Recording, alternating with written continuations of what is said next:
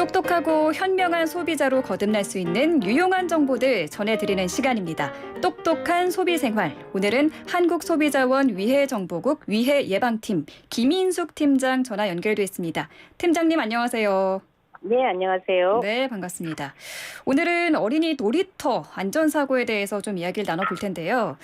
팀장님 지금 통계를 보니까 최근 3년간 안전사고가 꾸준하게 늘고 있다고 하는데 얼마나 증가했나요? 최근 3년간 소비자 위해 감시 시스템 시스에 접수된 놀이터 내 어린이 안전사고는 19년에 1,736건, 20년에 1,176건, 21년에 1,164건으로 매년 총 4,076건으로 매년 1,000건 이상씩 발생하고 있습니다. 매년 1,000건 이상씩.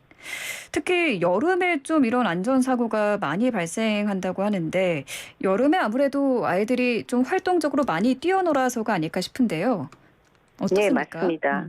전체 놀이터 안전사고가 4,185건 중에 97.4%가 어린이 안전사고이거든요. 네. 특히 계절별로는 여름철이 1,696건, 41.6%로 가장 많았고 가을이 25%, 겨울이 14.6% 순이었습니다. 아무래도 여름 방학 등으로 야외 활동이 많아지는 여름에 가장 빈번하게 발생하는 것으로 나타났습니다.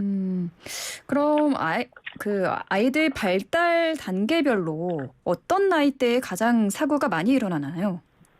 발달 단계로는 학령기라고 해서 7세에서 14세 어린이 관련 사고가 1,755건, 43.1%로 가장 많았고요. 네. 미취학 아동은 이제 유아기 해가지고 4에서 6세가 35.3%, 1,440건이고요. 걸음마기 1세에서 3세가 21.5%로 876건으로 뒤를 잇고 있었습니다. 네.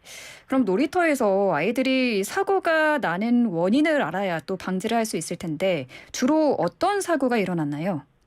원인별로 보면 미끄럼틀이나 그네 등 놀이기구에서 떨어지는 추락사고가 2,376건으로 58.3%로 절반 이상을 차지했습니다.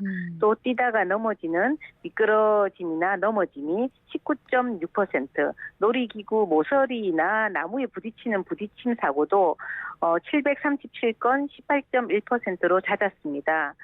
사고로 인해 이제 유해 증상은 피부 및 피하 조직에 손상이 있는 경우가요. 1,631건으로 40%로 가장 많았고요. 근육에 있는 뼈나 인대가 손상이 되는 그런 게 298건으로 31.8%로 주를 이루고 있었습니다. 추락하는 사고가 가장 많았군요. 네, 맞습니다. 놀이터에 보면 좀 기구가 여러 종류가 있잖아요. 어디서 좀 사고가 많이 일어났습니까? 놀이기구 중에서는 미끄럼틀, 그네, 철봉, 기어오르기 시설에서 추락이 각 638건, 604건, 478건, 361건으로 거의 55%에서 한 92%까지 해서 가장 많았고요. 네. 놀이시설 외에도 놀이기구 외에는 미끄러짐이나 넘어짐이 475건으로 93.9%로 가장 많은 것으로 나타났습니다. 이게 정말 상상만 해도 너무 아찔한데 혹시 소비자원에 접수된 안전사고 중에서 실제로 어떤 사례가 있었습니까? 19년 6월에 만 7세 남아가 놀이터 미끄럼틀에서 떨어지면서 손목과 팔의 골절로 병원 진료를 받은 사례가 있었고요. 또 7세 여아의 경우에 이제 20년 11월에 놀이터에서 뛰다가 철봉에 이제 머리를 부딪힌 거예요. 아이고. 그러다 보니까 메스꺼움이 계속 지속돼가지고 병원 진료를 받았고요. 만 4세 남아 같은 경우에 이제 20년 6월에 시소를 타다가 놀다가 맞은편에서 갑자기 튕겨 나가면서 눈썹에 열상을 입고 병원 진료를 받은 사례가 있습니다. 아이고, 네. 그럼 가장 중요한 우리 아이들의 이런 사고를 좀 막기 위해서 보호자들은 특히 어떤 부분을 좀 유념하면 예방을 할 수 있을까요? 놀이터 시설 안전 및 관리에 대한 사회적 관심은 계속 높아지고 있습니다. 다만 아직까지 이용 안전에 대한 인식이 좀 다소 부족하거든요. 네. 따라서 놀이터 내의 안전사고를 막기 위해서는 보호자들께서는 어린이가 놀이터를 이용할 때는 놀이를 마칠 때까지 좀 지켜봐 주시고요.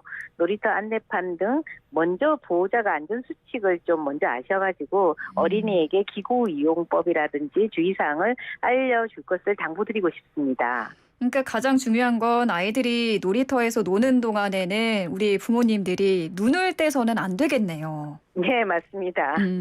네, 오늘 말씀 잘 들었습니다. 여기까지 듣겠습니다. 감사합니다. 네, 감사합니다. 지금까지 한국소비자원 위해예방팀 김인숙 팀장이었습니다.